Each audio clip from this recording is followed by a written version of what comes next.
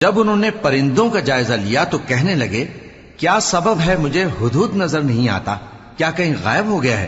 میں اسے سخت سزا دوں گا یا ذبح کر ڈالوں گا یا میرے سامنے اپنی بے قصوری کی واضح دلیل پیش کرے۔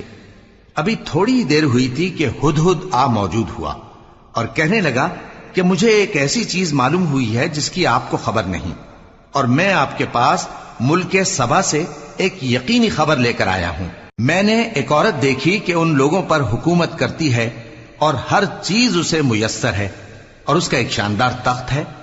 میں نے دیکھا کہ وہ اور اس کی قوم اللہ کو چھوڑ کر آفتاب کو سجدہ کرتے ہیں، اور شیطان نے ان کے اعمال انہیں آراستہ کر دکھائے ہیں اور ان کو رستے سے روک رکھا ہے، پس وہ رستے پر نہیں آتے اور نہیں سمجھتے ہیں کہ اللہ کو جو آسمانوں اور زمین میں چھپی چیزوں کو ظاہر کر دیتا اور تمہارے پوشیدہ اور ظاہر اعمال کو جانتا ہے، کیوں سجدہ نہ کریں۔